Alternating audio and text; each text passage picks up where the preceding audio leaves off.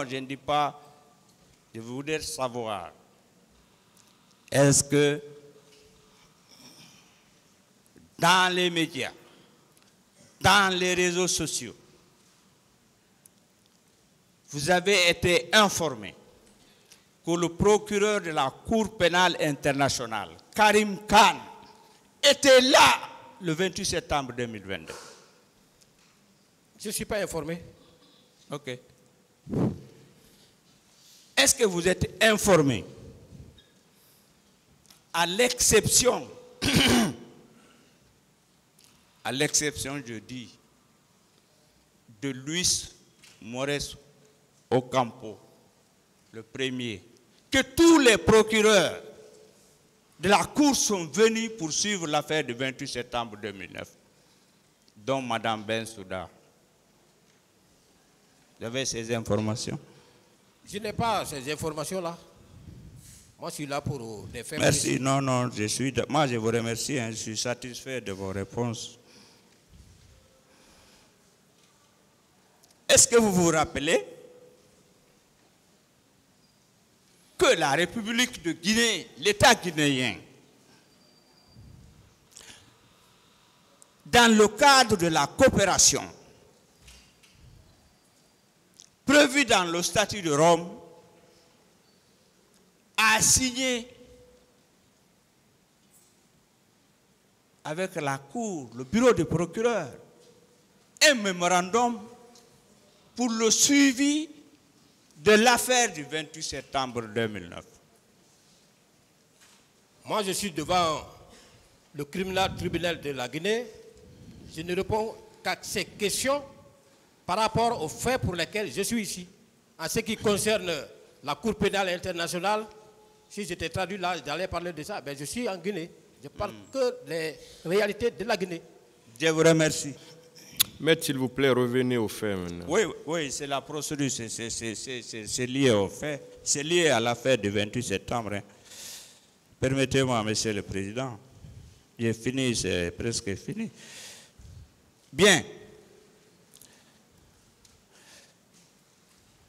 Êtes-vous informé que dans le rapport international des Nations Unies, qui a été visé par le réquisitoire du 8 février 2010, que ce rapport a été visé pour déclencher les poursuites dans ce dossier des événements du 28 septembre 2009? Je n'ai pas vu ce rapport, je n'ai pas apprécié son contenu.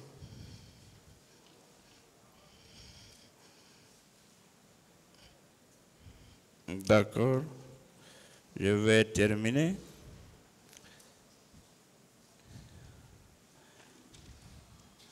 Monsieur mon colonel. Maître. Je voudrais insister sur une question d'hier. Parce que c'était là, vous étiez fatigué.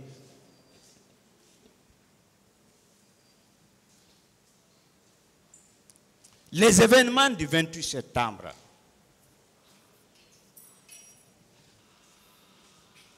ce sont des faits effectivement commis, ou bien c'est utopique, ou bien on invente.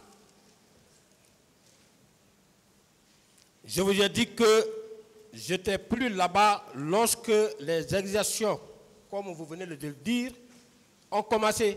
À l'arrivée des Bleus Rouges, j'ai quitté. Est-ce que ce sont des faits réels ou bien utopiques? C'est ce qu'il veut savoir. Bon, il y a eu quand même des morts parce que, suivant les déclarations faites par le ministère de la Santé à l'époque, il a dit qu'il y a eu 57 morts.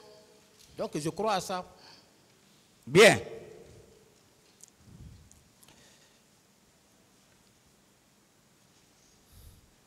Il y a eu le rapport national d'enquête.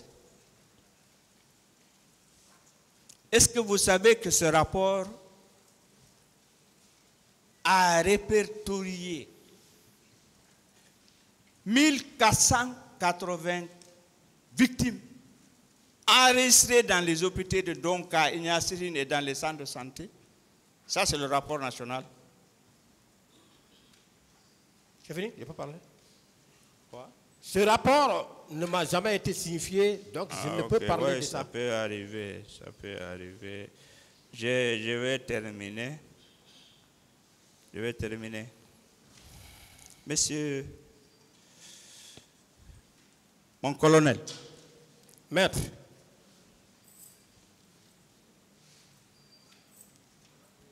Est-ce que, avec toute excuse, vous ne pouvez pas changer de stratégie en disant, en toute honnêteté, votre part de vérité dans cette affaire, ce que vous avez fait. C'est-à-dire, en fait, mon souci, que vous changiez de... Est-ce que vous ne pouvez pas changer de stratégie en disant effectivement, nous étions là-bas, nos éléments ont fait ça, nous le regrettons. Est-ce que vous ne pouvez pas changer de stratégie? Depuis le 25 dernier, je suis en train de donner ma part de vérité. Je dis la vérité, rien que la vérité. Bien. Il me reste 2 questions. Mon colonel. Maître. Question que j'ai posée à vos co-accusés. Vous dites? J'ai dit une question que j'ai toujours posée à vos co-accusés. Oui. Ne pensez-vous pas que nous avons tous intérêt à expliquer réellement ce qui s'est passé dans l'affaire du 28 septembre pour soulager les victimes, leurs familles, faire leur deuil et j'insiste, un procès réussi. Honneur à la Guinée. Ne pensez-vous pas? Cela peut nous conduire à la réconciliation nationale. On a tant besoin. Ça, c'est une réflexion. Ça, c'est... Nous nous regardons. Dieu nous regarde. Le tribunal nous regarde. Le peuple de Guinée nous regarde. Le monde nous regarde. Allons vers cette réconciliation. On a besoin.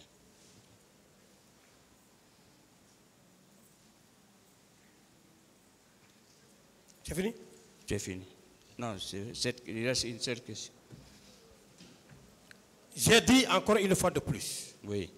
C'est vous qui allez nous aider.